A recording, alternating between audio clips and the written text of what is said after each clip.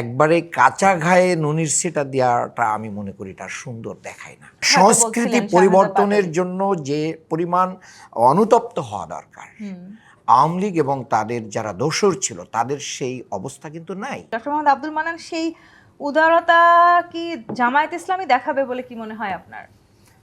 দেখেন, আপনি যে প্রশ্ন করেছেন তার আগে আমি আমার পাটোয়ারি ভাইয়ের কথায় একটু উত্তর দিতে চাই। রাজবন্দীদের মুক্তি দাবি করেছেন এবং তিনি সেটা রিকোয়েস্ট করেছেন এবং বর্তমান প্রধানমন্ত্রীকে এ ব্যাপারে একটা উদ্যোগ নেওয়ার জন্য তিনি বলেছেন। আমি মনে করি বাংলাদেশের বহুদলীয় গণতন্ত্র প্রতিষ্ঠায় শহীদ প্রেসিডেন্ট জিয়াউর রহমানের এই অবদান কিন্তু বাংলাদেশের মানুষ যুগ যুগ ধরে স্মরণ করবে। এইটা দেওয়ার পরে উনি রিটার্ন কী পেলেন? উনি রিওয়ার্ড পেয়েছিলেন কিন্তু শাহাদাত। উনি বাংলাদেশের সবচেয়ে জনপ্রিয় একজন প্রেসিডেন্ট ছিলেন, কিন্তু তাকেও এইভাবে জীবন দিতে হয়েছে।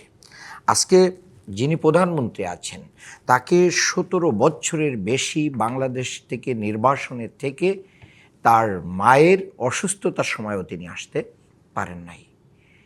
তার মা জেল খেটেছেন, তার মা তিনবারের প্রধানমন্ত্রী ছিলেন, কিন্তু এই সব কিছুকে তিনি তার ভাইয়ের দাফনে আসতে পারেন নাই। সো দ্যাট আপনি একবারে কাঁচা ঘায়ে নুনের ছিটা দেওয়াটা আমি মনে করি এটা সুন্দর দেখায় না। সংস্কৃতি পরিবর্তনের জন্য যে পরিমাণ অনুতপ্ত হওয়া দরকার, আওয়ামী লীগ এবং তাদের যারা দোসর ছিল তাদের সেই অবস্থা কিন্তু নাই।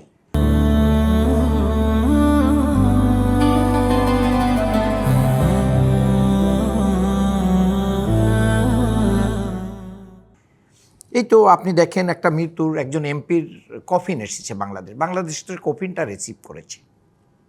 তো এটাও তো এক ধরনের রিসিভিং, যে ঠিক আছে লোকটা পালিয়েছিল তার অপরাধের ভয়ে, কিন্তু এখন মৃত্যুবরণ করেছে, তাকে সে বাংলাদেশে দাফন হোক, এটা কিন্তু রিসিভ করেছে। বাট আপনি শহীদদের রক্তের দাগ শুকায় নাই, আহতদের আহাজারি শেষ হয় নাই। কাজেই হ্যাঁ, বিএনপি এরকম উদারতা না, আমি মনে করি বিএনপি যদি কারো দ্বারা প্ররোচিত হয়ে কিংবা অন্য দ্বারা বায়াসড হয়ে যদি সেটা করে, তাহলে এই যে ঐক্যবদ্ধ বাংলাদেশ করার যে স্বপ্ন, এই স্বপ্ন অবশ্যই ভেঙে যাবে এবং সেই জায়গায় জাতি হিসেবে আমরা আবার বিভক্ত হয়ে যাব। আমি মনে করি সেই সময় এখনো আসেনি।